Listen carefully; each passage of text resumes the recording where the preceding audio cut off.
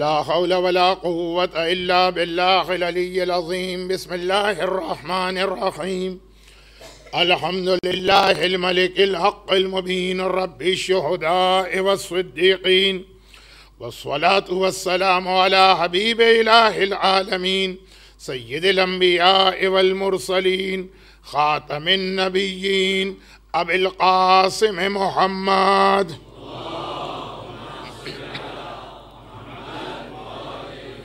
وآله الطيبين الطاهرين المعصومين المظلومين المنتجبين الميامين، سيما لا بقية الله في الأراضين وحجته على العالمين الإمام المنتظر والحجة الثاني عشر، اللهم أجل له الفرج ولعنة الله على أعدائهم أجمعين.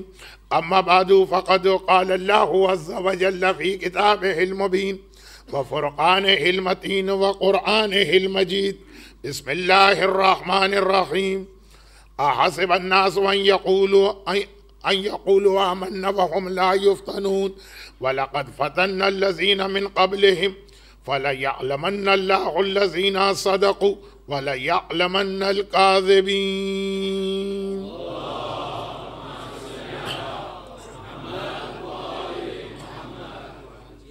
کیا لوگوں نے یہ خیال کر لیا ہے یا یترکوا ان یقولوا آمنا، زبان سے اپنے آپ کو مومن کہیں گے اور اللہ ان کے اس دعوے کو قبول کر کے ان کو چھوڑ دے گا؟ وَهُمْ لَا يُفْتَنُونَ، کیا اللہ ان کا ٹیسٹ نہیں لے گا؟ وَلَقَدْ فَتَنَّا الَّذِينَ مِنْ قَبْلِهِمْ، تم کیا ہو؟ تم سے پہلے بھی آدم سے لے کے عیسیٰ تک جس نبی کے ماننے والے نے اپنے آپ کو مومن کہا، اللہ نے اس کا امتحان لیا۔ وَلَيَعْلَمَنَّ اللَّهُ الَّذِينَ صَدَقُوا وَلَيَعْلَمَنَّ الْكَاذِبِينَ، تاکہ یہ پتہ چلے کہ سچا مومن کون ہے اور جھوٹا مومن کون۔ اور پھر اتنا ہی نہیں، قرآن نے یہ بھی ایکسپلین کر دیا کہ جو امتحان لیا جائے گا یہ کیسا ہوگا۔ وَلَنَبْلُوَنَّكُمْ بِشَيْءٍ مِّنَ الْخَوْفِ وَالْجُوعِ وَنَقْصٍ مِّنَ الْأَمْوَالِ وَالْأَنفُسِ وَالثَّمَرَاتِ۔ لیکن جب اللہ ہمارا یہ امتحان لے رہا ہے اور ہمیں ٹیسٹ کر رہا ہے،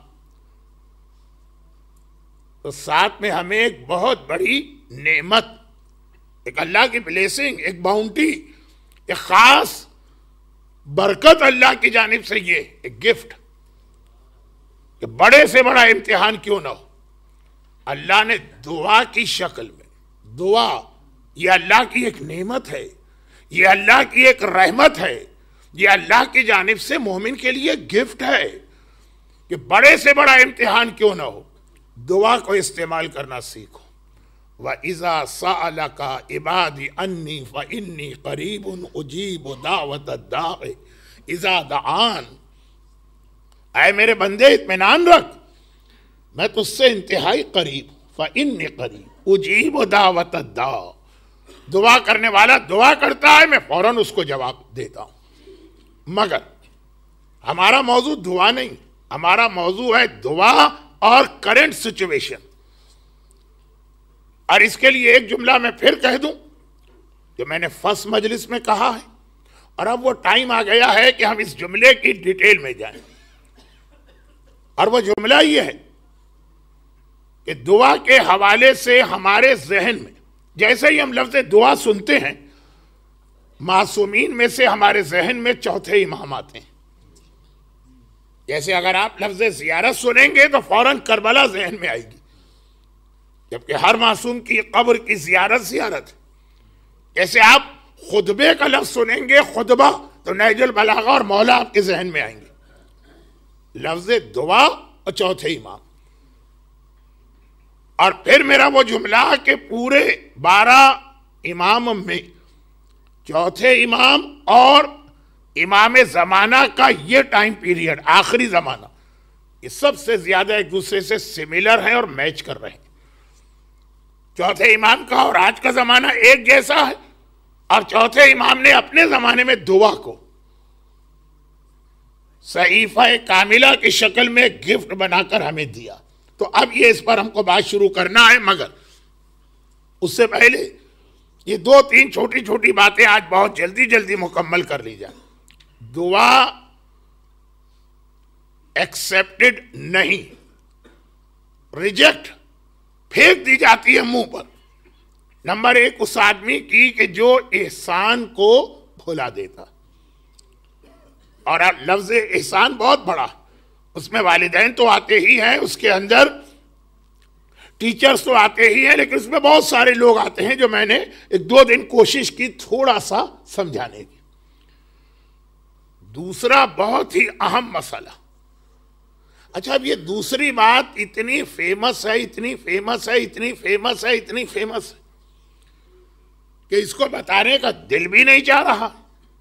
لیکن مسئلہ یہی ہے کہ اتنا فیمس ہونے کے باوجود سب سے زیادہ جو لوگ لاپرواہی کرتے ہیں اور کیئرلیس ہیں وہ اسی کے بارے میں.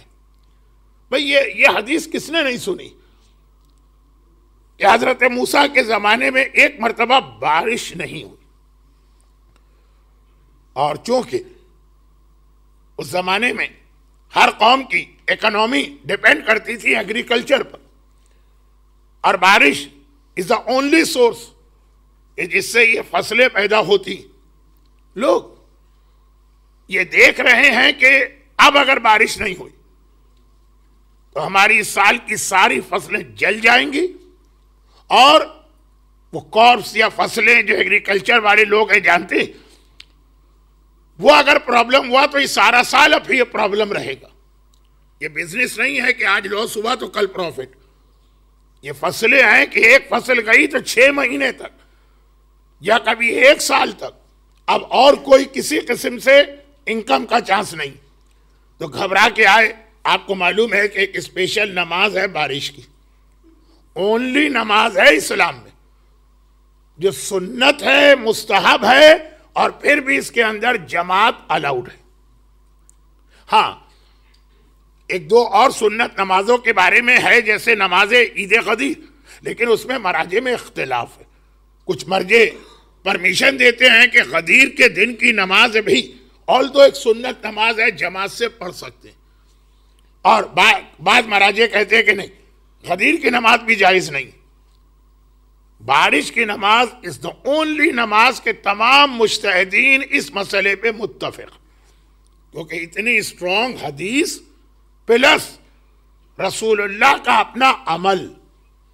بھئی آج آپ حضرات مدینہ منورہ میں جب مسجد غمامہ کی زیارت کو جاتے ہیں، بلکہ پچھلے 3-4 سال سے تو میں یہ دیکھ رہا ہوں کہ انگلینڈ سے جانے والے زیادہ تر گروپ اسی ایریا میں اسٹے کرتے ہیں.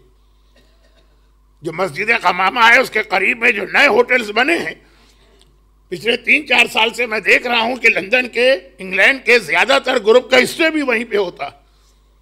مسجد غمامہ کی ہسٹری یہی. یہ وہ جگہ ہے جو رسول اللہ کے زمانے میں آؤٹ سائڈ مدینہ تھی. بارش کی نماز شہر کے باہر پڑھی جاتی ہے، اور یہاں رسول خدا آ کے بارش کی نماز پڑھتے تھے. تبھی اس کا نام ہے مسجد غمامہ. عربی میں غمامہ مینس کلاؤڈز. ادھر پیغمبر دعا مانگتے ہیں اور ادھر کلاؤڈ آ جاتے ہیں. لیکن یہ صرف رسول اللہ کے لیے نماز نہیں تھی. قیامت تک امت رسول کو پرمیشن ہے کہ نماز جماعت کے ساتھ پڑھی جا سکتی ہے. یہ شاید میں کچھ زیادہ ڈیٹیل میں چلا گیا. خیر، تو بارش کی نماز، اور یہ ہر دور میں نماز اور روزہ، یہ 2 عبادتیں ایسی جو ہر نبی کی امت پر واجب ہوئی ہیں. حضرت موسیٰ کے پاس آئے کہ یا نبی خدا، ہمارے بچے بھوکے مر جائیں گے. بہت دیکھیں مشہور روایت، میں اصل روایت کو تو میں بہت شارٹ کر رہا ہوں. حضرت موسیٰ نے کہا چلو ٹھیک، بارش کی نماز پڑھتے ہیں. اس کا ایک خاص اسٹائل ہوتا، حتیٰ نماز پڑھنے والے امام کے لیے بھی یہ آرڈر ہے کہ وہ اپنے ڈریس کو الٹا پہنے، یعنی ابا جو ہے اس کو الٹا پہنا جائے گا. جیسے ایک حدیث ہے، من بکا علی الحسین و ابکا و تباکا وجبت لہ الجنہ. جو حسین پہ روئے، دوسروں کو رلائے، رونے والی جیسی شکل بنائے. رونا نہیں آ رہا ہے مگر کم از کم تمہارا فیس اور شکل ایسی ہو جیسے رونے والے کی. وجبت لہ الجنہ، اس پر جنت واجب. تو کبھی یہ حالت ہے کہ اگر آدمی ایک عمل نہیں کر پا رہا تو ایٹ لیسٹ اپنے ایکسپریشن ایسے دے، کیا کہیں گے انگریزی میں، باڈی لینگویج، لباس الٹا پہنو ابا، تاکہ یہ لگے کہ اس وقت ساری قوم پریشان. دیکھیں پریشانی کے عالم میں جو ہے نا، وہ آدمی اپنے لباس کی بھی پرواہ نہیں کرتا. کریز ہے کہ نہیں، استری ہے کہ نہیں، کیا پہنا ہے کیا نہیں پہنا، پیر میں جوتا ہے کہ ننگے پیر گھر سے نکلے. گھر میں آگ لگ جائے آپ کی کیا حالت ہوتی؟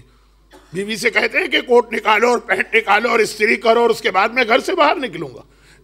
بارش کی نماز میں یہی حالت. خیر یہ ایک دو باتیں تو ذرا میں زیادہ ہی ڈیٹیل میں چلا جاتا ہوں. ساری قوم باہر آئی. بارش کی نماز ایسی کہ اللہ کی رحمت جوش میں آئے ایسا منظر بناؤ. بچوں کو ماؤں سے الگ کرو، بچے روئیں گے، بچوں کے رونے کی آواز سن کے رحمت خدا جوش میں آتی.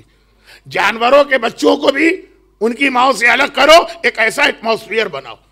کیونکہ آج کل عزاداری کے خلاف جو بات ہو رہی ہے اس کے اندر یہ باتیں بھی آ رہی کہ اس طرح سے رونے کی اور آنسو بہانے کی اور یہ شو کرنے کی کیا ضرورت ہے کہ بہت غم ہے. دل میں ہے تو کافی. نماز استسقاء کی ڈیٹیل کبھی پڑھ لیجئے کہ بارش کی نماز میں، بلکہ اگر میں ایک لفظ کہہ دوں تو شاید غلط نہ ہو، آرٹیفیشل ایٹماسفیئر کریٹ کیا جا رہا. یہی رحمت خدا کو بلانے والا. ہم تو اہل بیت سے محبت کرتے ہیں تو ہم تو ریل غم ظاہر کرتے ہیں، اس پہ بھی لوگوں کو اعتراض ہو جاتا. نماز استسقاء. خیر تو بات یہ ہو رہی ہے کہ حضرت موسیٰ پہنچے. بہت مشہور روایت ہے، ابھی آپ دیکھیں گے کہ میں نے تقریباً 10 منٹ لے لیے مگر اصل واقعے میں صرف 2 منٹ لیے. اس لیے کہہ رہا ہوں، بہت کیلکولیشن مجھے کرنا پڑتی ہے اس ممبر پہ آ کے. یہ اس لیے کہہ رہا ہوں کہ آپ یہ نہ کہیں کہ اتنی فیمس حدیث کو آپ نے 10 منٹ لگا دیے. فیمس حدیث کو ابھی تک صرف 2 منٹ دیے ہیں میں نے. اچھا تو خلاصہ یہ ہے کہ حضرت موسیٰ نے نماز پڑھائی. نماز کے بعد ہاتھ اٹھائے. ابھی دعا اسٹارٹ کرنا ہے. دعا اسٹارٹ نہیں ہوئی ہے، دعا. نماز ہو گئی. نماز کا پرپز ہی ہے تاکہ اس کے بعد دعا آسانی سے قبول ہو. ابھی پہلا لفظ زبان پہ نہیں آیا ہے اللہم. جبرائیل آ گئے، اے موسیٰ خدا نے کہا ہے کہ دعا نہیں کرنا، کیونکہ اس قوم کی دعا اللہ کو قبول ہی نہیں کرنا. تو اب اللہ یہ نہیں چاہتا کہ نبی خدا دعا کرے اور اللہ نبی کی دعا کو روک دے. نہیں، تم دعا کرنا ہی نہیں. حضرت موسیٰ کو اللہ کی جانب سے آرڈر آ گیا. موسیٰ نے ہاتھ گرا دی اور قوم سے کہا کہ دعا نہیں ہوگی. یا نبی خدا دعا کیوں نہیں ہوگی؟ ہم تو آئے دعا کے لیے. کہا کہ یہ اللہ نے کہا ہے کہ دعا قبول ہی نہیں ہونا. مگر وائے، ریزن کیا ہے؟ کہا ریزن یہ ہے کہ تمہارے درمیان ایک ایسا آدمی ہے جو غیبتیں کرتا ہے، فتنہ پھیلاتا ہے. فتنہ، الفتنہ تو اشد من القتل. یہ کوئی حدیث بھی نہیں ہے، اگرچہ حدیث بھی ہے تو بڑی اہمیت، قرآن کی آیت ہے. عبداللہ ابن جہش نے جب ججمنٹ میں غلطی کی اور قریش والوں نے اعتراض کیا اللہ کے رسول پر کہ آپ کے آدمی نے دیکھے کتنی بڑی غلطی کر دی، تو یہ آیت نازل ہوئی. بیک گراؤنڈ آپ کو یاد آ گیا ہوگا، عبداللہ ابن جہش. عبداللہ ابن جہش کون ہے؟ جو میدان احد میں اپنے ماموں حضرت حمزہ کے پیروں کے پاس دفن ہے. خیر تو اگر میں تفصیل بتاؤں تو لوگ کہتے ہیں کہ جی آپ ٹاپک سے ہٹ گئے، تفصیل نہ بتاؤ تو یہ اہم باتیں لوگ بھول جاتے ہیں. الفتنۃ اشد من القتل. ایک ایسا انسان ہے جو غیبت کرتا، غیبت کرنے والے کو بھی نہیں معلوم کہ اس کی غیبت کا رزلٹ کیا نکل رہا ہے، کانسیکوینس کیا ہوتا. کبھی ہم ایک جلتی ہوئی سگریٹ کہیں پھینک کے چلے جاتے ہیں اور پوری بلڈنگ میں آگ لگ جاتی ہے. ہمارے حساب سے تو ہم نے چھوٹی سی غلطی کی، اگر یہ مسٹیک ہے بہت چھوٹی سی، تو بعض ایسی مسٹیک ہیں کہ دیکھنے میں چھوٹی لگتی ہیں، آگے اس کے ریزلٹس. کیونکہ یہ حدیث ہے، امام فرماتے ہیں کہ غیبت تمہیں کیا پتا کہ اس کا نتیجہ کیا نکلتا. اس کے نتیجے میں گھر ٹوٹتے، یہ امام کی حدیث، اس کے نتیجے میں شوہر اور بیوی میں جدائی ہوتی ہے، اس کے نتیجے میں بھائی بھائی کا دشمن بن جاتا، اس کے نتیجے میں صاحبان ایمان قتل ہو جاتے ہیں، حکمران تک بات پہنچ گئی، ظالم تک بات پہنچ گئی۔ ہم نے تو کہنے کے لیے کیا خالی غیبت ہی تو کی ہے، دسترخوان پہ بیٹھے ہوئے کھانا کھا رہے تھے اور کسی کے بارے میں ایک بات کہہ دی، لیکن اس کا رزلٹ کہاں تک جائے گا؟ امام کہتے ہیں یہ سارے کانسیکوینسز اس آدمی کو برداشت کرنا پڑیں گے جس نے غیبت کی ہے، چاہے اس کی نیت ہو یا نہ ہو، یعنی یہ نیت کہ یہ گھر ٹوٹ جائے، یہ نیت نہ ہو۔ فتنہ فتنہ، ہر آدمی کہتا ہے فتنہ بہت بڑی بہت خرابی، اور فتنہ پھیلاتا بھی چلا جا رہا۔ خیر، اب اس پہ تو بعد میں بات ہوگی، بہت اہم، آخری زمانے کا نام ہی فتنے کا زمانہ، لیکن ابھی یہ حدیث تو مکمل ہو جائے۔ حضرت موسیٰ نے کہا کہ اللہ نے یہ فرمایا ہے کہ غیبت کرنے والا ایک پورے مجمع میں، لیکن جس جگہ ایک غیبت کرنے والا ہو اس پورے مجمع کی دعا کو اللہ روک دیتا ہے، قبول نہیں کرتا۔ احسان فراموش تو خود دعا کرے گا، اس کی دعا رک جائے گی، باقی لوگوں کی دعا تو نہیں رکے گی۔ غیبت کرنے والا اگر کسی مجمع میں ہے تو خالی اس کی دعا نہیں رکے گی، اس سارے مجمع کی دعا رک جائے گی۔ معصوم سے اس کا ریزن بھی پوچھا گیا، معصوم نے اس کا ریزن بتایا، غیبت ایک ایسا گناہ ہے ہو ہی نہیں سکتا جب تک کہ سامنے کوئی سننے والا نہ ہو۔ یہ سب لوگ جو پارٹیسپینٹ ہوتے ہیں ان کا برابر سے رول ہے غیبت کے گناہ میں۔ آدمی دیوار سے غیبت نہیں کرتا، آدمی غیبت کرتا انسانوں سے۔ اگر یہ سب اپنے کان بند کر لے، ہمیں غیبت سننا ہی نہیں ہے، غیبت کرنے والا غیبت کر ہی نہیں سکتا۔ تو خیر امام فرماتے ہیں سارا مجمع، اب جو قوم نے یہ سنا غصے میں آ گئے، بہت مشہور حدیث ہے، میں کیا آپ کا ٹائم ویسٹ کر رہا ہوں۔ یا نبی خدا ذرا بتائیے وہ کون آدمی ہے جس کی وجہ سے ہماری دعا رک گئی؟ دیکھیں عام حالات میں تو سبھی اس کی بات بڑی توجہ سے سنتے ہیں، بلکہ لوگ یہ چاہتے ہیں وہ ذرا کچھ زیادہ کہے۔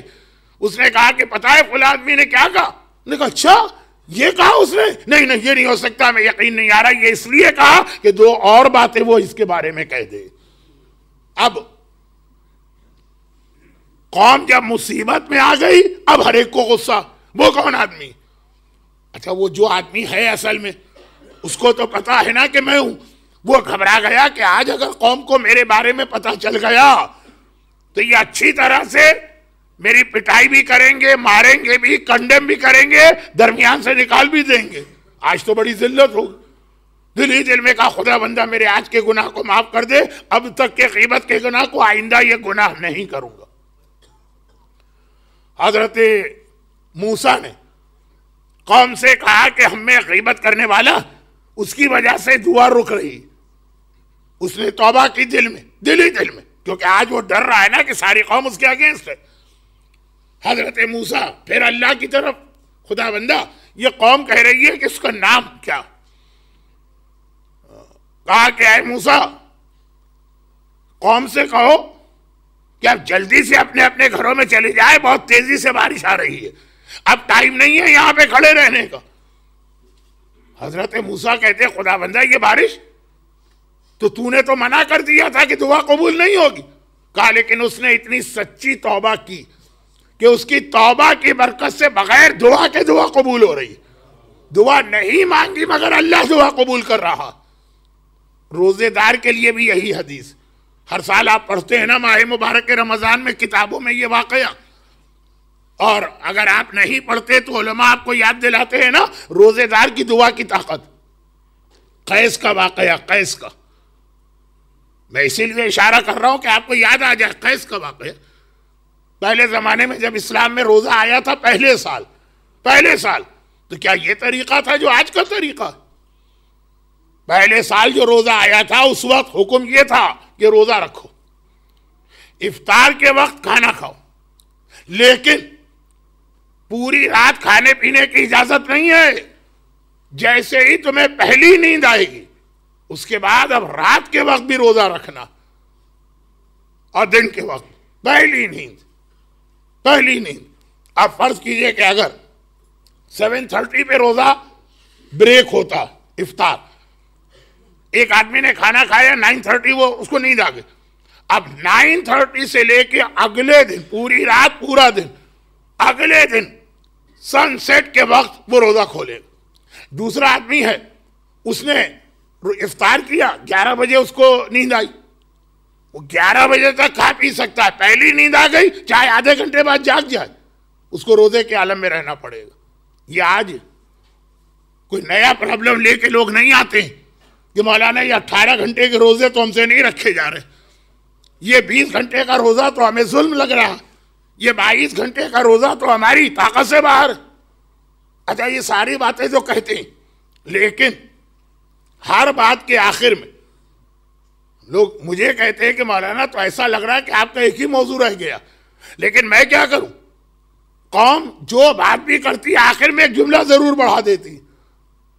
22 گھنٹے کا روزہ، ناروے اور سویڈن کے کچھ علاقے، ہو سکتا ہے کہ انگلینڈ یوکے کا بھی کوئی بہت ایکسٹریم نارتھ، 18 گھنٹے کا روزہ، 22 گھنٹے کا روزہ، 9 سال کی بچی وہ بالغ ہے اس کے اوپر واجب ہو گیا، اور پھر آخر میں ایک جملہ ضرور کہیں گے، ارے وہ نجف اور قم میں بیٹھنے والے کمرے کے بوڑھے آدمی، اس کو کیا پتا کہ یورپ کا کیا حال ہے اور نارتھ امریکہ کا کیا حال ہے، وہ وہاں بیٹھ کے یہاں کے بارے میں فتویٰ کیسے دے سکتے ہیں؟ یہ ضرور کہیں گے آخر میں۔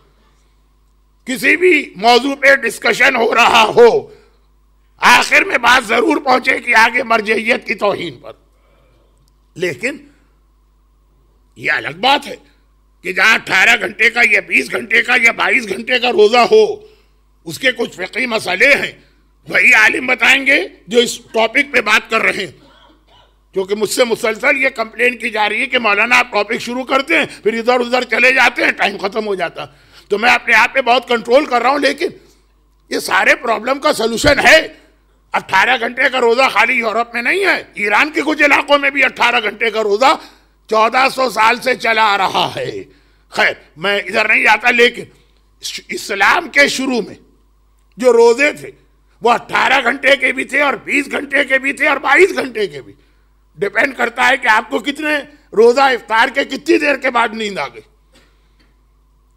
چنانچہ قیس کا واقعہ بہت مشہور واقعہ ہے، ہر سال میں تو رمضان کی پہلی تاریخ کو ضرور پڑھتا ہوں، اس لیے میں یہاں پہ ڈیٹیل میں نہیں جا رہا، کہ واقعہ یہی کہ اللہ کے رسول مدینے کے اندر افطار سے 1 گھنٹہ پہلے ایک باغ سے گزر رہے ہیں، باغ یا کھیت، اور دیکھا کہ بہت سارے مسلمان جمع، اور ان کے بیچ میں پیغمبر کا ایک صحابی قیس بے ہوش پڑا، بے ہوش۔ پیغمبر قریب آئے کہ بھئی کیا بات ہے، پانی وانی چھڑکا گیا، پوچھا گیا کہ کیا بات ہے، کہا کہ یا رسول اللہ آج کا روزہ اتنا ٹف تھا، بھوک اور پیاس کی وجہ سے بری حالت، اور یہ وہ زمانہ ہے، روزہ کب واجب ہوا؟ 2 ہجری میں۔ 2 ہجری کون سا زمانہ ہے کہ مسلمانوں کے پاس کھانے کے لیے کھجور تک نہیں۔ یا رسول اللہ دن بھر میں محنت کرتا ہوں، شام کو تھوڑا افطار کا سامان آتا ہے، تو سارا دن روزے کے عالم میں نے جو کام کیا، بہت ہی ہارڈ ورک، لیبر کا کام، کمزوری ہوئی، غش کھا کے بے ہوش ہو کے گر پڑا۔ پیغمبر سے پہلے جو دوسرے صحابی تھے انہوں نے حیران ہو کر اس کو دیکھا اور کہا کہ اے قیس یہ 8 گھنٹے 10 گھنٹے یا 12 گھنٹے کا روزہ اس نے تم کو اتنا تھکا دیا؟ کہا کہ 12 گھنٹے کا روزہ کہا، میرا روزہ تو 36 آورز کا ہے۔ ارے یہ کون سا روزہ؟ پتا چلا کل ہوا یہ تھا کہ کل بھی اس نے سارا دن محنت کر کے فاقہ کیا تھا، روزہ رکھا، شام کے وقت افطار کا وقت آیا، یہ جا کے کچن میں بیٹھا، بیوی جو تھی وہ افطاری بنا رہی تھی۔ بہت احتیاط سے مجھے بات کرنا ہے، کوئی ایسا لفظ نہ آئے کہ عورتوں کی فیلنگ ہرٹس ہو جائے۔ خیر تو خلاصہ یہ ہے کہ بیوی افطار بنا رہی تھی، کسی وجہ سے سلو ہوئی، یہ سارا دن محنت کر کے آیا ہے، فرسٹ ڈے کچن میں بیٹھا، ایک بار اس کی آنکھ لگ گئی۔ اب آنکھ لگ گئی، اذان کے بعد جب روزہ کھلتا ہے اگر آنکھ لگ جائے اس کے بعد اب پھر روزہ واجب ہو گیا۔ اب ساری رات اس نے روزہ رکھا ہے، کھجور تک نہیں کھا سکا، اور اس کے بعد پھر سارا دن، تو اب دوسرے دن کے اینڈ میں اتنی کمزوری ہو گئی اور دونوں دن محنت بھی اس کو کرنا، گھر کا خرچہ، صبح سے شام محنت کرو تو تھوڑی سی گھر میں روٹی آتی، اس کمزوری کی وجہ سے یہ حالت ہو گئی۔ آپ کہہ رہے ہیں 18 گھنٹے کا روزہ کون رکھے، آپ کہہ رہے ہیں 20 گھنٹے کا روزہ کون رکھے. یہ ساری چیزیں اسلام میں آ چکی ہیں اور ہر ایک کے پریکٹیکل سولوشن بھی ہیں. نہیں رکھ سکتے 22 گھنٹے کا روزہ، اس کا راستہ ہے. بجائے اس کے کہ سولوشن دریافت کرے، سیدھا سیدھا اٹھا کے کریٹیسائز. لیکن بات بہت زیادہ پھیل رہی ہے. پیغمبر اسلام نے فرمایا، سنو، ابھی ابھی سورہ بقرہ کی آیت نازل ہوئی، کلوا واشربوا حتی یتبین لکم الخیط الابیض من الخیط الاسود. یہ ابھی ابھی آیت نازل ہوئی قیس کی وجہ سے. کیوں؟ قیس کی کیا وجہ کہ اتنا ٹف روزہ ہوا اور وہ بے ہوش ہو کے گرا اور ہوش میں آیا تو دل میں اس کے خیال آیا تھا کہ کاش اللہ یہ حکم نہ لگاتا کہ جیسے ہی پہلی نیند آئے دوبارہ نیا روزہ شروع ہو گیا. کوئی دعا نہیں مانگی اس نے، صرف ایک خیال آیا کہ کاش شریعت کا مسئلہ ایسا ہوتا. لیکن روزے دار کے دل میں خیال آیا، اللہ نے فوراً اسے قبول کر کے شریعت بدل ڈالی. شریعت بدل دی گئی. آیت آئی، کھاؤ پیو پوری رات، پورا دن، پوری رات، جب تک کہ فجر کا وقت نہ آ جائے. اب کوئی مسئلہ نہیں کہ پہلی نیند ہے کہ 5ویں نیند ہے کہ 10ویں نیند ہے کہ نیند ہے کہ نیند نہیں. روزے دار کی دعا میں اتنی طاقت. روایت ہے کہ دعا تو دور کی بات ہے، ابھی دعا نہیں کی ہے، صرف دل میں خیال آیا کہ کاش ایسا ہو جاتا. اور وہ اپنا کوئی پرسنل میٹر نہیں، اللہ کی شریعت. اللہ نے کہا تیری خاطر میں اپنی شریعت بدل دوں گا. کیونکہ روزے دار، یہی وجہ کہ کوئی بہت اہم اگر آپ کو دعا مانگنا ہو تو پہلے روزہ رکھا کرے. روزے کے بعد کی دعا بہت جلد قبول ہے. خیر، یہ تو بیچ میں ایک دعائی کے حوالے سے ایک بات آئی ہے، لیکن اصل بات کہا جاؤ اس نے ایسی سچی توبہ کی ہے کہ اب دعا کی ضرورت نہیں ہے. بغیر دعا کے میری رحمت نازل ہونے والی ہے اور بارش ہونے والی. قوم نے کہا لیکن یا نبی خدا اس کا نام تو پتا چلے تاکہ آئندہ ہم ذرا سا اس کو ایوائڈ کریں. موسیٰ نے پوچھا، خدا نے کہا ہے موسیٰ میں نے سب لوگوں کی دعا کیوں روکی تھی؟ کیونکہ ایک غیبت کرنے والا تھا، یعنی دوسرے کی برائی بیان کرنے والا. تو جس گناہ کی وجہ سے میں نے دوسروں کی دعا روکی ہے، کیا اس کا نام بتا کر وہی گناہ میں کروں؟ وہ توبہ بھی کر چکا ہے پھر بھی میں اس کا ذکر کر کے وہی گناہ میں بھی کروں تو غیبت تو وہ گناہ ہے کہ اللہ بھی اس کو ایوائڈ کرنا چاہ رہا. غیبت کرنے والے کی دعا. اب آئیے بالکل اس کے ریورس ایک حدیث نہیں ایک واقعہ. اور یہ واقعہ اور ایک دوسرا واقعہ آیت اللہ سیستانی کا، یہ مرجع نہیں، ایک اور بہت بڑے عالم. دیکھیں کچھ ایسے نام ہیں کہ وہ کسی کا نام نہیں ہے، وہ جہاں جس شہر کے رہنے والے لوگ ہوتے ہیں. اب سیستان میں اگر 50,000 ہیں تو سارے کے سارے آغا سیستانی. شیراز میں اگر 80,000 کی پاپولیشن ہے تو 80,000 آغا شیرازی. اصفہان میں اگر 100,000 ہے تو وہاں سب آغا اصفہانی. کچھ بڑے مراجع بھی گزرے آغا اصفہانی، کچھ بڑے فاسق بھی گزرے آغا اصفہانی، کچھ بڑے مراجع بھی گزرے آغا شیرازی، کچھ بڑے فاسق بھی گزرے آغا شیرازی. لیکن یہ اس لیے کہنا پڑا کہ آغا سیستانی کا واقعہ، یہ آغا سیستانی ہمارے مرجع نہیں. ہاں کچھ لوگ کہتے ہیں ان کے والد کا واقعہ بہت ممبر پہ بیان ہوتا ہے، اس کو میں نہیں پڑھ رہا ہوں. لیکن جب وہ واقعہ میں نے سنا، پھر یہ والا واقعہ سنا جو میں پڑھ رہا ہوں کیونکہ یہ ممبر پہ کم بیان ہوتا، اور پھر جناب شتیتا بی بی کا واقعہ میں نے پڑھا اور سنا، تو ایک بار میرے دل میں خیال آیا کہ اس ٹاپک کے اوپر ایک چھوٹی سی کتاب لکھ ڈالوں. 150 سٹوریز مجھے اتھینٹک علماء کی مل گئی. بس یہ ہے کہ اب اتنا ٹائم نہیں ملا کہ انہیں کمپائل کر کے بک کی شکل میں تیار کیا جائے. اور یہ کیا چیزیں تھیں؟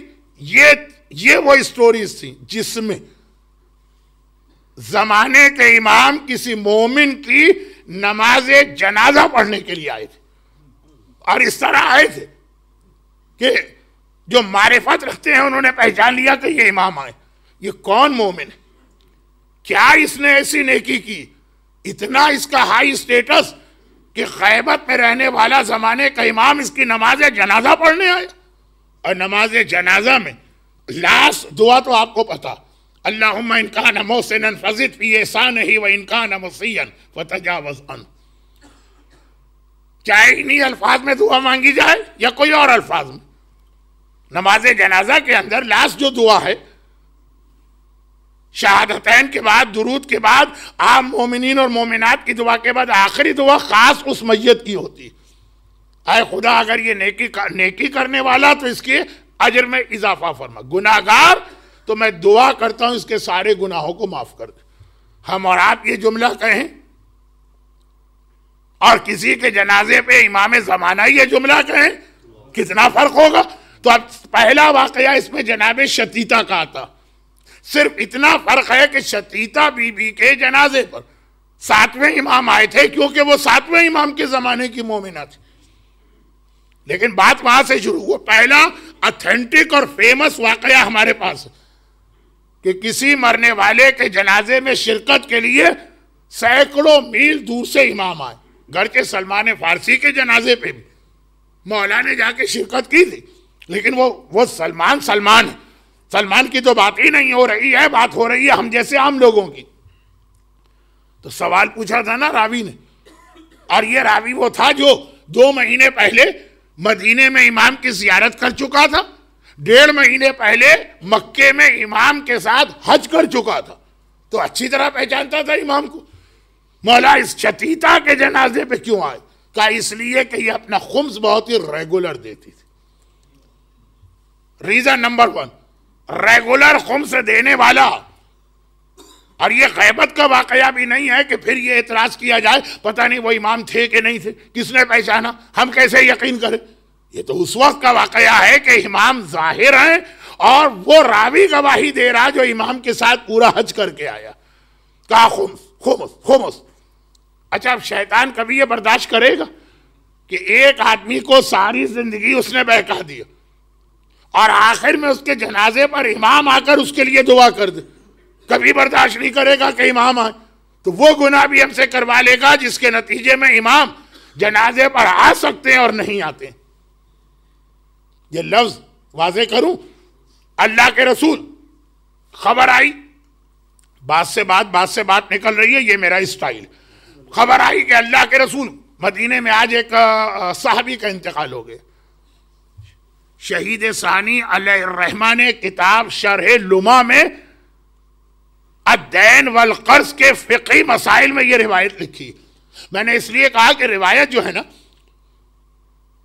جو لکھنے والا ہے اس کے اسٹیٹس سے فرق پڑتا ہے. یہ مرجع وقت کی کتاب میں شہید ثانی جیسا عظیم مرجع، آج ہر مرجع ان کی تقلید نہیں، ان کی شاگردی میں. شرح لمع ایسی عظیم فقہ کی کتاب ہے، اس کے اندر مسائل ہیں، وضو کا طریقہ، نماز کا طریقہ. یہ اتنی عظیم کتاب ہے کہ ہمارے حوضے میں بعض اوقات لوگ اس کتاب کی قسم کھا کے ایک دوسرے سے بات کیا کرتے ہیں. یہ روایت لکھ رہے ہیں کہ اللہ کے رسول نماز جنازہ میں شرکت کے لیے پہنچے. یہ غیبت کا زمانہ نہیں، یہ ہے اللہ کے رسول.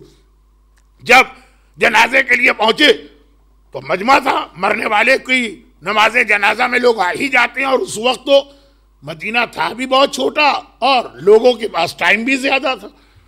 پیغمبر نے سنا گزرتے ہوئے کہ ایک آدمی دوسرے سے کہہ رہا ہے کہ مرنے والا، اس کی گردن پہ قرضہ بہت تھا، اس نے لوگوں کا قرضہ لیا اور واپس نہیں کیا. پیغمبر نے سنا، وہیں رکے، واپس مڑے. مرنے والے کے وارث گھبرا کے آگے آئے، یا رسول اللہ صفیں تیار ہو گئی ہیں، آئیے نماز پڑھائیے. کہا کہ میں اس کی نماز نہیں پڑھاؤں گا. اب بعض اوقات لوگوں کو ایسے واقعات پہ اعتراض ہوتا، یہ اعتراض کا موقع نہیں ہے، یہ پیغمبر کی ذمہ داریاں ہیں کہ جو غلطیاں ایسی ہوتی ہیں اس کو بتائیں. چنانچہ پیغمبر واپس ہوئے، وارثوں نے کہا یا رسول اللہ جماعت تیار ہے، جنازہ رکھا ہوا ہے، نماز پڑھائیے. پیغمبر نے فرمایا جو آدمی اپنی گردن پہ قرضہ لے کر گیا ہے ہم اس کی نماز جنازہ نہیں پڑھاتے. مولا کائنات آگے بڑھے، یا رسول اللہ اور اگر کوئی آدمی یہ گارنٹی لے کے اس کا قرضہ دے دے گا؟ کہا کہ یقیناً پھر ہم نماز پڑھائیں گے. کہا میں گارنٹی لیتا ہوں اس کا سارا قرضہ میں ادا کروں گا. پیغمبر نے نماز پڑھائی. اب یہاں پہ مسئلہ یہ ہے کہ میرے مجمع میں بہت سارے مجتہدین بھی بیٹھا کرتے ہیں. اور وہ جو اس کے بعد سوالات کرتے ہیں اور اعتراضات کرتے ہیں. سوال اچھی چیز ہے مگر میرے پاس ٹائم بھی نہیں ہے. ایک طرف مجھے روکا بھی جاتا ہے کہ جی اس سے اتنے منٹ نہیں ہونے چاہیے. دوسری جانب یہ واقعہ لوگ کہتے ہیں پھر آپ پڑھیے ہی نہیں واقعہ. تو یہ جو ہماری قوم کی حالت ہے کہ آدمی صاحب حیثیت ہے اور لوگوں کے پیسے کھا کے بیٹھا ہوا, اس کو کیسے بتایا جائے کہ رسول اللہ جنازے پر آ کر واپس گئے, مولا نے جب گارنٹی لی تب نماز جنازہ پڑھا. اور یہ ایک بہت اہم مسئلہ ہے اسلام کا. نماز جنازہ تو ہر ایک کی واجب, لیکن بس یہیں پہ بات روکتا ہوں. جب اس قسم کا گناہ, تو اب نماز جنازہ نہیں پڑھائی رسول نے, اس کا ریزن بھی آپ نے سنا. اور جن کے لیے اتنا شوق ہے امام کو کہ سینکڑوں میل دور رہیں, وہاں سے امام معجزے سے آ کے اس کی نماز جنازہ پڑھتے ہیں, ان میں نمبر 1 ہے جو اپنا خمس باقاعدگی سے دیتا ہو. اور شیطان کبھی برداشت نہیں کرے گا کہ میری نماز جنازہ یا آپ کی نماز جنازہ یا ہمارے گھر کی عورتوں کی نماز جنازہ میں امام آئے. وہ امام کو روکنا چاہتا. اب شیطان تو امام کو نہیں روک سکتا, شیطان ہم سے وہ غلطی کرا لے گا کہ ہمارے جنازے پہ امام نہیں آئے. کہ جیسے میں نے مثال دی کہ رسول تو آ کر واپس گئے. تو اب یہ پہلا واقعہ, اور یہ واقعہ اس لیے بہت اہم ہے 7ویں امام کا کہ اس وقت امامت سامنے تھی, لوگ پہچان بھی رہے تھے, پتہ بھی چل گیا یہ امام آئیں. غیبت میں اب بہت سارے واقعات, شاید 150 واقعات میں نے جمع کیے ایک کتاب کی شکل میں. ان میں سے ایک واقعہ, ایک آغا سیستانی والا واقعہ ہے, وہ اتنا پڑھا گیا کہ اب میں اس کا ہلکا سا اشارہ بھی نہیں کر رہا ہوں. ایک آغا اصفہانی کا واقعہ, یہ مرجع نہیں, یہ مجتہد نہیں, لیکن بہرحال حجت الاسلام لیول کے مجتہد کے قریب عالم, آج سے 300 سال پہلے کے آغا اصفہانی. اور جیسا کہ میں نے اشارتاً کہہ دیا کہ اسلام کے تو بہت علماء گزرے, مجتہدین بھی گزرے ہیں, اور مرجع کا ذکر تو ابھی آغا ابوالحسن اصفہانی کل ہی ہوا. یہ بھی ایک بہت بڑے عالم, انتقال ہو گیا. اگر پوری عمر 73-74 کی ایج.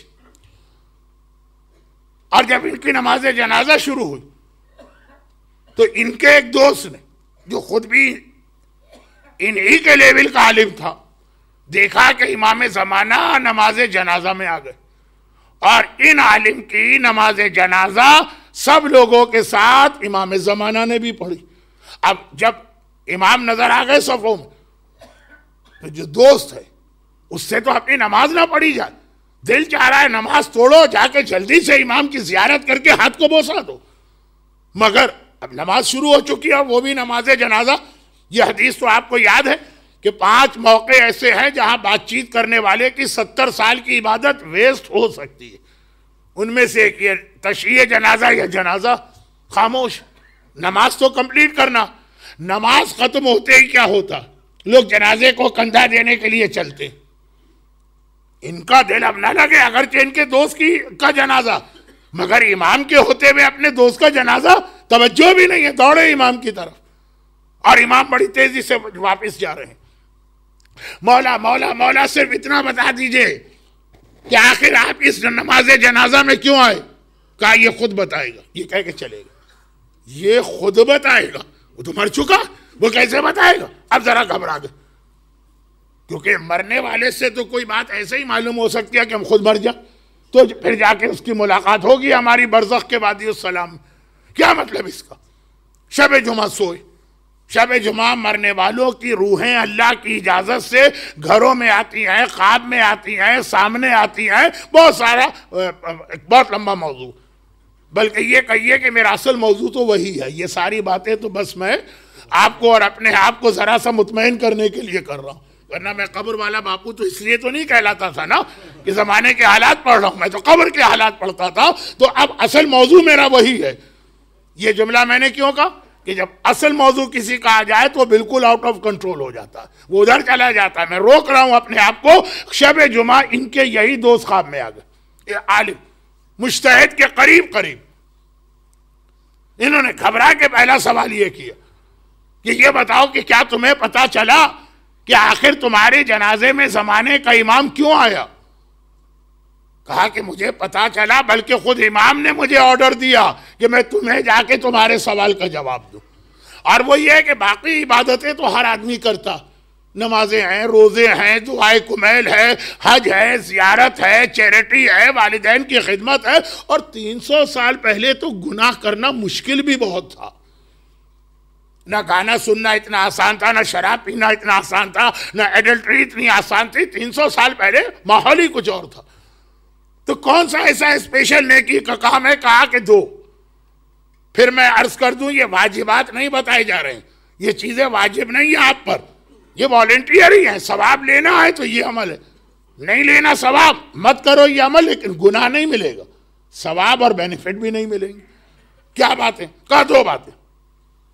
پہلی بات تو یہ کہ ہم لوگ ایک جوائنٹ فیملی میں رہا کرتے ہیں، اور 300 سال پہلے تو بہت زیادہ سسٹم تھا. میرے بھائی کی شادی ہوئی، میری بھابھی گھر میں آئی، 40 سال میں اس گھر میں اس کے ساتھ رہا، پھر یہ مر گئے. 40 سال میں ایک مرتبہ بھی نہ میں نے اپنی بھابھی کے چہرے پہ نگاہ ڈالی، نہ اس سے کوئی بات کی. واجب ہے کیا؟ کیا آج کی لڑکی یہ کر سکتی ہے؟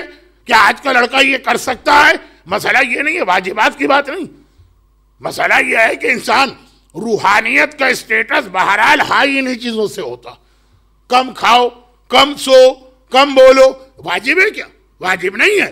لیکن اگر آپ اس پہ عمل کریں گے تو خود بخود اسپریچول پاور آدمی کی بہت زیادہ ہوتی ہے. کہا 40 سال چونکہ وہ میرے لیے نامحرم اور ایک ہی گھر میں رہ رہے ہیں. 40 سال. مجھے 2 دن پہلے شب جمعہ کی مجلس میں شیطان کا بزنس سیکریٹ آیا تھا. اب اس کا مطلب یہ واقعے کا یہ کہ آج کے زمانے کے ریکوائرمنٹ کچھ اور ہے. آج اگر یہ نہ ہو سکے تو ایٹ لیسٹ اتنی احتیاط تو ہو کہ انٹرنیٹ اور فیس بک اور ٹویٹر اور سوشل نیٹ ورکنگ میں جس طریقے سے آج کل نامحرم مرد اور عورتیں ایک دوسرے سے انوالو ہو جاتے ہیں مختلف ڈسکشنز میں، کم از کم وہ بھی نہ کرے. ایسا تو نہیں ہے نا کہ یہ وہ ایکسٹریم ہے یا وہ ایکسٹریم ہے. کیا ہم وہ نہیں کر سکتے کہ 40 سال اپنی بھاوج سے بات نہ کریں جو گھر میں ہمارے ساتھ رہ رہی ہے؟ اس لیے اب دنیا بھر کی عورتوں سے فیس بک کے نام پہ دنیا بھر کی باتیں کی جائے. بیچ میں بھی تو کچھ رکنا ہے نا. خیر، اب امام فرماتے ہیں یہ بتائے گا، اور وہ عالم بتا رہے ہیں کہ 2 بات. دوسری بات، اور میرے حساب سے پہلی بات پھر بھی ایزی ہے، دوسری بات زیادہ مشکل ہے. 40 سال گھر میں ساتھ رہنے والی بھابھی نہ چہرے پہ نگاہ ڈالی نہ کوئی بات کی، یہ پھر بھی آسان ہے. کہا جب سے میں نے ہوش سنبھالا ہے آج تک، یعنی مرتے دم تک. اب یہ تو 40 سال بھی نہیں رہے، یہ تو اگر ان کی 73 کی ایج ہے تو گویا 65 سال. کہا کہ ساری زندگی جب سے میں نے ہوش سنبھالا مرتے دم تک نہ کسی کی غیبت کی ہے نہ کسی کی غیبت سنی. یہ اس سے بھی زیادہ مشکل کام ہے. نامحرم کو نہ دیکھنا پھر بھی آسان ہے، مگر نہ غیبت کی ہے نہ غیبت سنی. اور باقی بینیفٹ چھوڑیں. یہی بینیفٹ کتنا بڑا ہے کہ زمانے کا امام ایسے آدمی کے جنازے پہ آ کے اس کی نماز جنازہ پڑھتا. یہ دیکھیں، غیبت کوئی ایسا گناہ کہ میں کوئی بہت نئی بات بتا رہا ہوں، کسی کی معلومات میں اضافہ کر رہا ہوں. ارے بچے تک کو بھی پتا ہے کہ کتنا بڑا گناہ ہے، لیکن سوال یہ ہے کہ ہر ایک کو پتا ہے تو لوگ گناہ سے بچ کیوں نہیں رہے ہیں؟ مسجدوں میں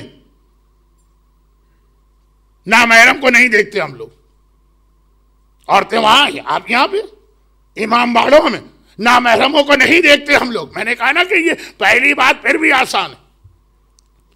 جب سے ایران اور عراق کے اندر نظام علماء کے ہاتھ میں آیا ہے، زری کی زیارت میں آپ الگ ہیں عورتیں الگ ہیں.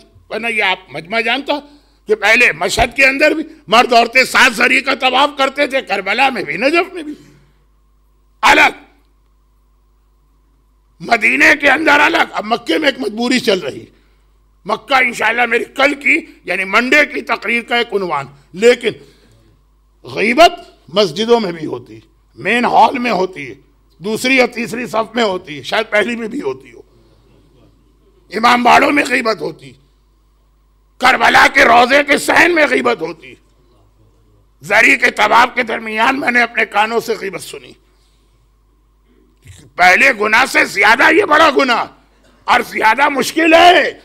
ابھی کم از کم ابھی تک جو ماحول ہے اس کے اندر ریلیجیس گیدرنگ میں اعلان ہوتا ہے لیڈیز اور جینٹس سیپریٹ ہوں گے، مگر غیبت تو ہماری ریلیجیس گیدرنگ تک کا بھی پارٹ بن گئی، اتنا بڑا گناہ۔ مگر بات یہ نہیں تھی، بات یہ ہو رہی تھی کہ دعا خالی گناہ کرنے والے کی نہیں، سارے مجمع کی دعا وہ رک جاتی۔ اور پھر اس کا سب سے بڑا نقصان وہ، غیبت کا سب سے بڑا نقصان وہ کہ موجودہ زمانے میں جس کو آخری زمانہ کہا جاتا، آخری زمانے میں جو سب سے بڑا شیطان کا ہتھیار ہوگا، یہ آخری زمانے میں شیطان مومنوں کی سوسائٹی کو کس طرح اسپوائل کرے گا، شراب کے ذریعے نہیں، گانے کے ذریعے نہیں، ایڈلٹری کے گناہ کے ذریعے نہیں، قتل کے ذریعے نہیں، سب سے زیادہ جس طریقے سے شیطان تباہ کرے گا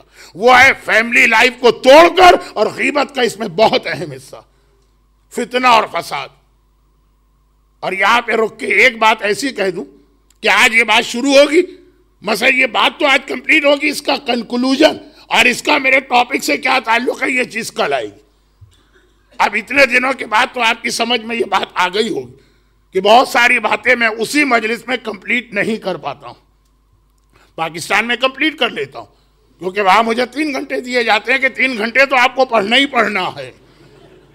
ابھی اسی اپریل میں آپ جا کے شارجہ کے میری تقریر سن لیجئے 3 گھنٹے۔ تو دیکھیں ٹائم مینجمنٹ کا میں بھی قائل ہوں، اور جو چیز ہے اصول اپنی جگہ صحیح ہے، جو لوگوں کے پریکٹیکل مجبوریاں اور پریشانیاں ہیں اس کے اعتبار سے بات ہے، میں بھی اس کا خیال کر رہا ہوں، یہاں کے اعتبار سے گھنٹہ بھی بہت زیادہ آپ بیٹھ جاتے ہیں، لیکن میں یہ کہہ رہا ہوں کہ اس لیے میری کوئی بات انکمپلیٹ رہے تو اگلے دن کمپلیٹ ہوگی۔ اب آئیے دعا اور آخری زمانے کو ملا رہا ہوں، پہلے یہ واقعہ سنی، ہسٹری کے 2 الگ الگ واقعات، دونوں کا تعلق امام معصوم سے، ٹھیک ہے 2 الگ امام ہے، لیکن امامت میں ظاہری طور پہ چہرے الگ ہوں گے، اصل تو سب کی ایک ہے، اولونا اوسطونا آخرونا کلونا محمد، صغیرونا کبیرونا سوا، چھوٹے بڑے سب اس خاندان کے ایک ہیں۔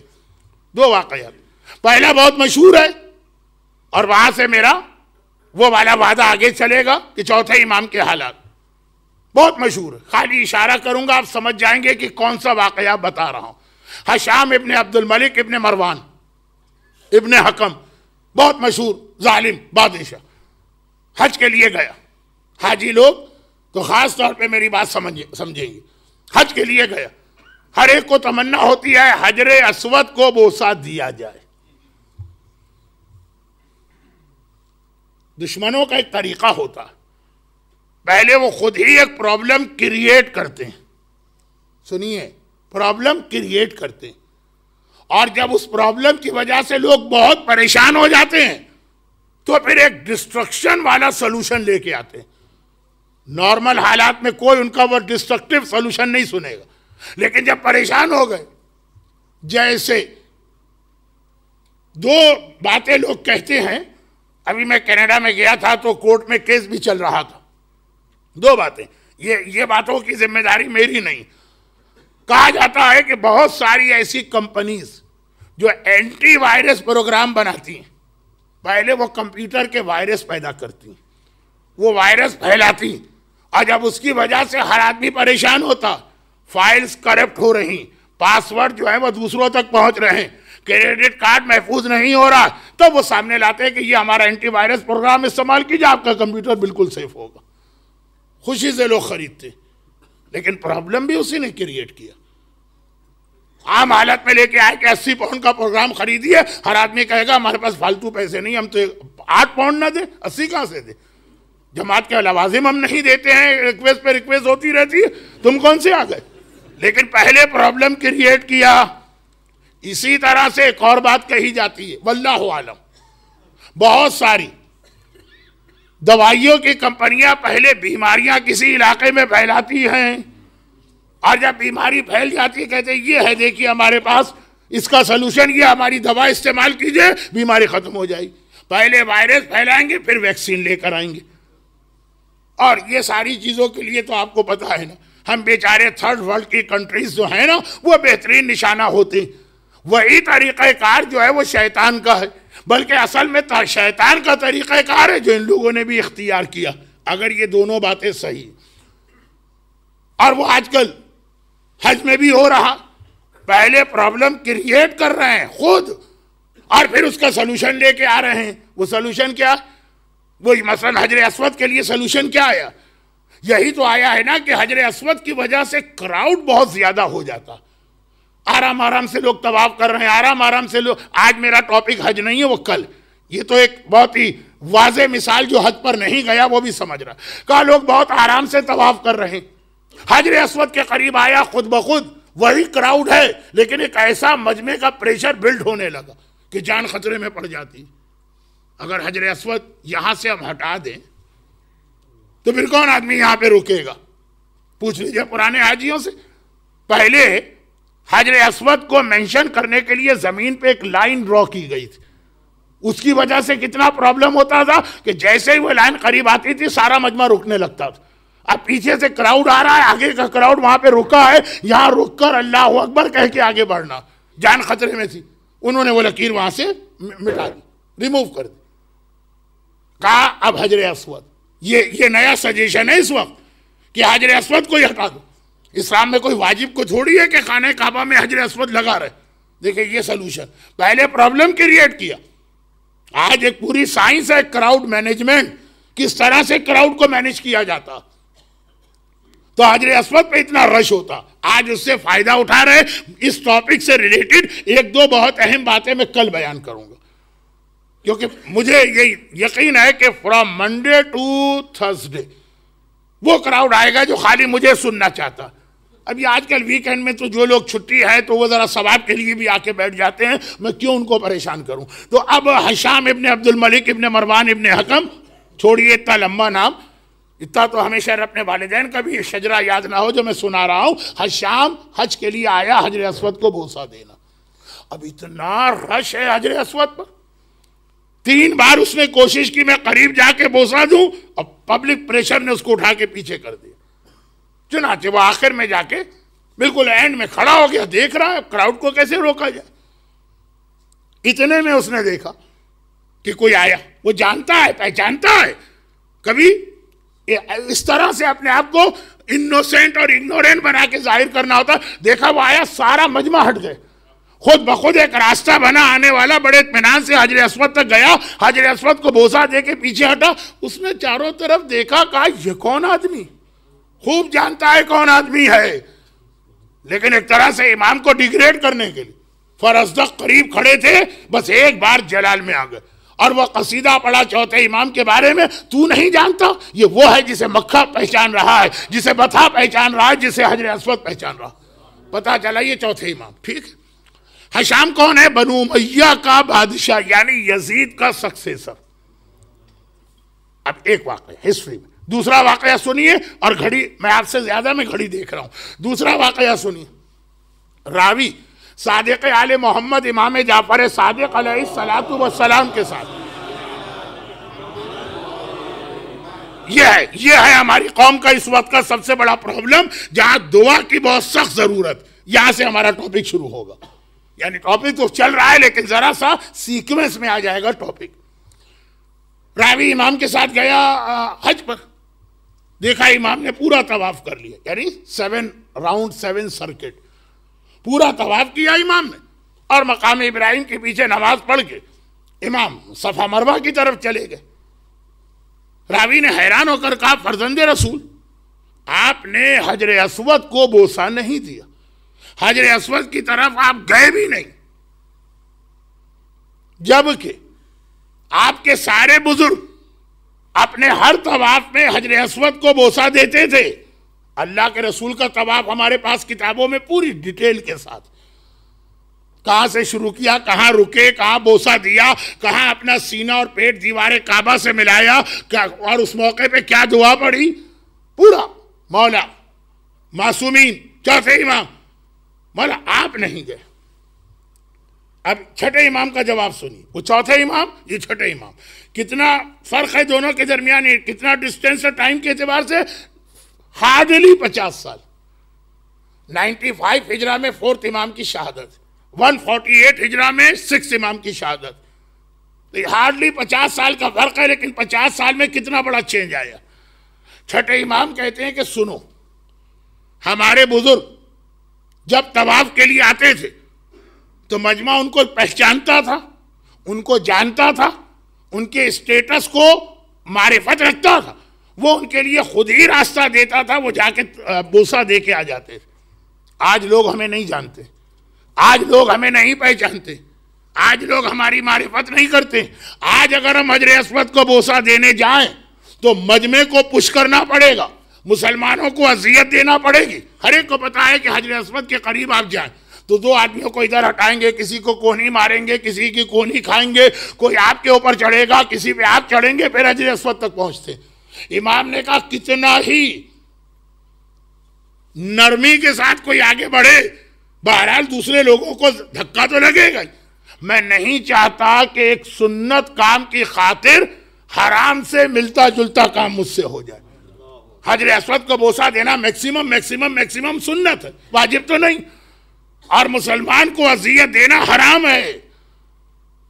امام نے کہا اچھا اب یہ تو وہ حدیث ہے جو آج کل ہم اپنے ہر قافلے کو وہاں پہ سناتے ہیں کہ حجر اسود سے زیادہ اہم ہے طواف کرنے والے مسلمانوں کا خیال رکھنا، اور یہ بہت اہم میسیج ہے جو ہر گروپ والا اپنے ساتھیوں کو دیتا۔ مگر میرا سوال اس وقت اس کے بارے میں نہیں ہے کہ طواف کا طریقہ کیا ہے اور حجر اسود کیا ہے، یہ باتیں کچھ ٹیکنیکل فقہی مسائل کل آئیں گے، آج نہیں۔ لیکن آج یہ کہنا 50 سال پہلے چوتھے امام تک، چلے چھوڑے رسول خدا کے زمانے، مولا کے زمانے کو بھی چھوڑے، 50 سال پہلے چوتھے امام کے زمانے تک، بنو امیہ کے دور میں، یزید کے جانشین کے دور میں، لوگ چوتھے امام کو اتنا جانتے ہیں، اتنا پہچانتے ہیں، اتنی معرفت رکھتے ہیں کہ ان کے لیے راستہ چھوڑ دیتے ہیں۔ اور 50 سال بعد چھٹے امام، ہمیں پتا ہے نا شیعت کو چھٹے امام نے کس طرح سے پروٹیکٹ کر کے ہم تک پہنچایا کہ آج ہمارا دوسرا نام ہی جعفری ہے۔ ہم شیعہ ہیں، ہم جعفری ہیں، لیکن لوگ اتنا امام سے دور ہو گئے، غافل ہو گئے، پتہ بھی نہ چلا کہ یہ کون ہے۔ یہ اتنا جو فرق آیا، یہ کیسے آیا، جملہ سنیے، اور بس جو میں 2 دن 3 دن سے الگ الگ باتیں کہہ رہا تھا، اب ان کو جمع کر کے ایک سیکوینس کا وقت آ گیا۔ سعودی عرب کا مفتی اعظم ہمارے خلاف فتویٰ دے گا، ہمیں نقصان نہیں پہنچائے گا۔ جامعۃ الازہر سے اگر ہمارے اگینسٹ فتویٰ آ جائے، ہمیں نقصان نہیں پہنچے گا۔ پاکستان کے دارالعلوم سے اور ہندوستان کے دارالعلوم دیوبند سے ہم کو قتل کرنے کا فتویٰ آ جائے، ہمیں نقصان نہیں پہنچے گا۔ ہمارے ممبر پہ اگر کوئی لیک آف نالج والا اسپیکر آ کے 2 جملے ایسے کہہ دے، وہ زیادہ نقصان پہنچائے گا۔ وہ دیکھیں، وہ سنی بس۔ اب مصائب کا وقت آج پھر کم رہ گیا، بس بہت جلدی مجھے بات ختم کرنا ہے، اور وہ یہ چوتھے امام تک، امام علی سے لے کے چوتھے امام تک سارا خانہ کعبہ کا کنٹرول دشمنوں کے ہاتھ میں تھا، بنو امیہ۔ اور بنو امیہ سے پہلے والے جن کو زیارت عاشورہ میں کہا گیا الممہدین لہم، بنو امیہ کو طاقتور بنانے والے، ان کے ہاتھ میں تھا۔ وہ غیر تھے، وہ مخالف تھے، وہ دشمن تھے، وہ خون کے پیاسے تھے، وہ فضائل امام کے منکر تھے۔ اس وقت لوگ امام کو زیادہ پہچانتے تھے، اور چھٹے امام کے زمانے میں حکومت آ گئی بنو عباس کی۔ بنو عباس اپنے آپ کو پہلے مرحلے میں شیعہ کہتے تھے، اپنے آپ کو خاندان اہل بیت والا کہتے تھے، امام کے بارے میں کہتے تھے وی آر کزن، رسول کے چچا ابو طالب کی اولاد میں یہ ہیں، دوسرے چچا عباس کی اولاد میں یہ ہمارے فیملی والے ہیں، یہ آل محمد ہیں، ہم بھی آل محمد ہیں۔ وہ اپنے بن کے آئے، وہ دوست بن کے آئے، وہ فیملی ممبر بن کے آئے، وہ اپنے آپ کو ایک ہی خاندان والا کہتے ہوئے آئے۔ انہوں نے اتنا نقصان پہنچا دیا کہ ابھی ان کی حکومت کو 10 سال گزرے ہیں اور لوگ چھٹے امام کو بھول گئے۔ مخالف دشمن نقصان نہیں پہنچاتا، اپنا بن کے جو آئے وہ زیادہ نقصان پہنچاتا۔ اب اسے 2 لفظوں سے سمجھ لیجئے اور مسائل۔ پہلے معصوم اور آخری معصوم، پہلا معصوم اور آخری معصوم۔ پہلے معصوم کا زمانہ اللہ کا رسول، کافر زیادہ نقصان دے کہ منافق زیادہ نقصان دے؟ ہر ایک کہے گا منافق۔ کیوں؟ کافر دشمن بن کے آتا ہے اوپن اینیمی، منافق دوست بن کے آتا ہے ہمارے درمیان امنگ اور سیلز۔ چوتھے امام کے زمانے میں دشمن حکومت کر رہا، چھٹے امام کے زمانے میں اپنے آپ کو اہل بیت قرار دینے والا حکومت کر رہا۔ یہ پہلے امام کے زمانے میں پہلا معصوم، امام نہیں معصوم، کافر اور منافق۔ آخری امام کے زمانے میں آخری معصوم، ایک سفیانی آئے گا، ایک دجال آئے گا۔ سفیانی کھلا دشمن ہوگا، دجال ہمارے درمیان ہوگا۔ سفیانی دشمن بن کے آئے گا، دجال دوست بن کے آئے گا۔ بھائی جو آپ کے لیے روزی لے کے آئے، روٹی لے کے آئے، فاقے کے عالم میں آپ کو کھانا دے رہا ہو تو دوست ہوتا ہے نا۔ سفیانی کا نقصان زیادہ ہے کہ دجال کا زیادہ؟ کہا کہ دجال کا زیادہ۔ تو یہ جو پہلا معصوم اور آخری معصوم، پورے 14 معصومین کی سیرت کو میں نے 2 جملوں میں خلاصہ کرنے کی کوشش کی۔ دونوں کا پیغام یہ ہے، پھر چھٹے اور چوتھے امام کا تو پریکٹیکل واقعہ۔ غیر کا مقابلہ کرنا آسان ہے، سعودی عرب کے مفتی اعظم کے فتوے کا مقابلہ کرنا آسان ہے، ہمارے درمیان جہاں سے کوئی جاہلیت کی بات پھیلائی جائے اس سے اپنے آپ کو بچانا مشکل ہے۔ اور یہ وہ منزل ہے کہ جہاں صرف ایک چیز انسان کے کام آ سکتی، اور وہ یہ ہے کہ پبلک کو نالج پلس اویئرنیس دی جائے۔ نالج بھی بیکار ہے اگر اویئرنیس نہیں، اور اویئرنیس تو آ ہی نہیں سکتی جب تک کہ نالج نہ ہو۔ یہ 2 چیز۔ اور یہ میرے مظلوم آقا سجاد کے اس خطبے کا ایک بہت بڑا مقصد تھا۔ اس خطبے کا ایک بہت بڑا مقصد تھا جو شام کی مسجد میں جمعے کے دن دیا گیا۔ میرے مظلوم آقا کے بہت سارے خطبات ہیں اس پورے جہاد میں۔ میری مظلومہ اور شبہ معصومہ شہزادی زینب کبریٰ کے بہت سارے خطبات ہیں اس پورے جہاد میں، لیکن ایک خطبہ میرے مظلوم آقا سجاد کا اس اعتبار سے بہت اہم، نالج پلس اویئرنیس۔ یہی سلوشن ہے وقت کے یزیدوں کا مقابلہ کرنے کا۔ جمعے کا دن نماز جمعہ کا کراؤڈ ہمیشہ زیادہ ہوتا، پوری مسجد بھری ہوئی، یزید کو اپنی پاور شو کرنا، سپاہیوں سے کہتا ہے کہ قید خانے سے قیدی کو لے کے آؤ، اللہ ان ظالموں کو بہت جلد نیست و نابود کر دے گا جو شام کی اور سیریا کی زیارتوں میں رکاوٹ بن گئے۔ کتنا فاصلہ ہے مسجد میں اور اس قید خانے میں جہاں چوتھے امام قید تھے۔ وہ جناب رقیہ والا قید خانہ نہیں بتا رہا ہوں، جو مسجد کے اندر پریمیسز کے اندر ہے، وہاں سے لایا گیا۔ اور دیکھیے یزید کتنا اس کو کانفیڈنس ہے یا ٹرسٹ ہے اپنے ساتھیوں پر، یعنی اپنے ساتھیوں سے مطلب وہ جو مسجد میں نمازی آئیں کہ چوتھے امام کو لے کے آ رہا ہے، گلے کا توق بھی نہیں کھول رہا، ہاتھ کی ہتکڑی بھی نہیں کاٹ رہا، پاؤں کی بیڑی بھی نہیں کاٹ رہا ہے، نماز کی صف میں لا کے بٹھا دی۔ اسے پتا ہے کہ ایک آدمی بھی پروٹیسٹ نہیں کرے گا، یزید نمازی کے تو کم از کم ہاتھ اور پاؤں کھول دو۔ اور یزید کے خود خطیب نے، جو یزید کا اپنا آفیشل اوریٹر ہے، ممبر پہ جا کے جو غلط سلط کہنا تھا کہا۔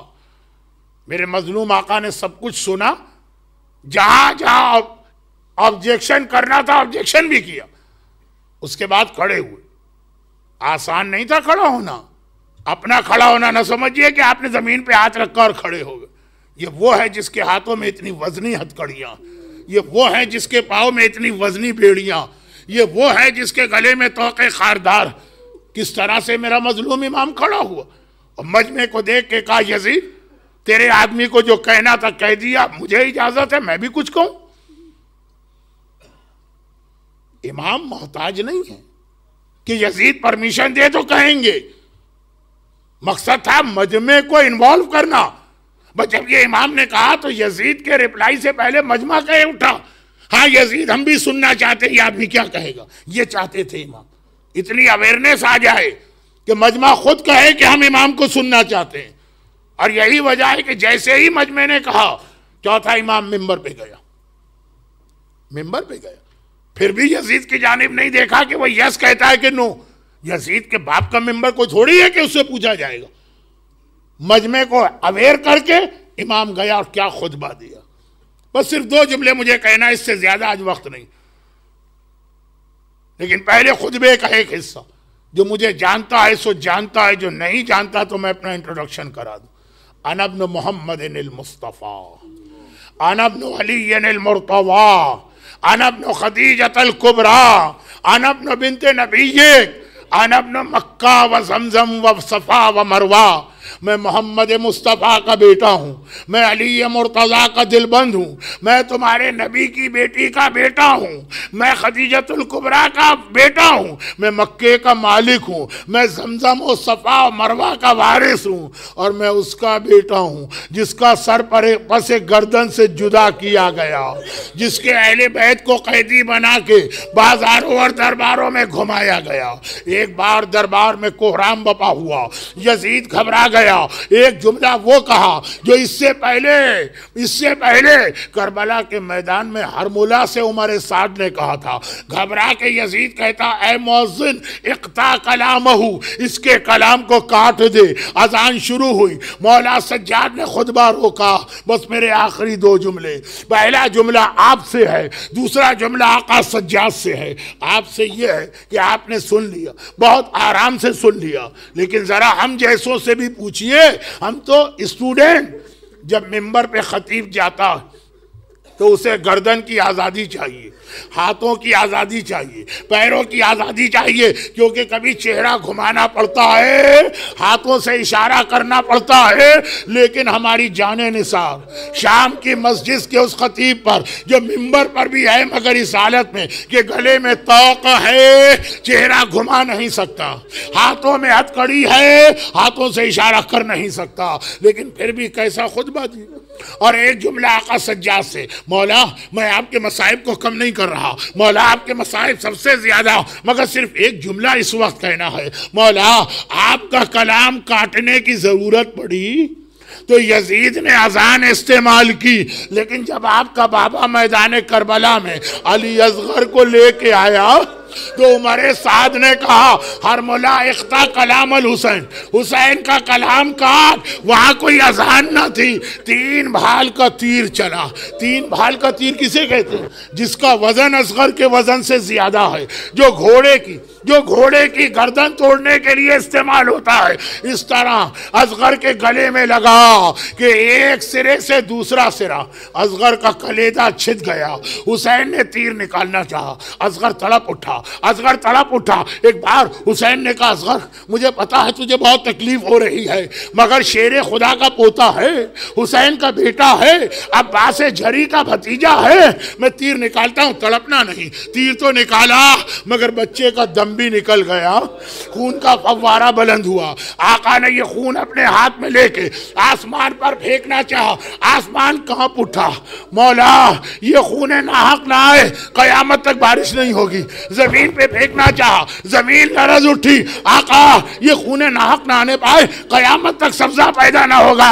حسین کے ہاتھ میں خون ہے، چہرے پہ ملا، داڑھی کو خون سے رنگا۔ نانا رسول خدا کے سامنے جاؤں گا، نانا آپ کی امت نے میرے اصغر کے ساتھ یہ کیا، انکار آسماں کو ہے، راضی زمین نہیں، اصغر تیرے خون کا ٹھکانہ کہیں نہیں۔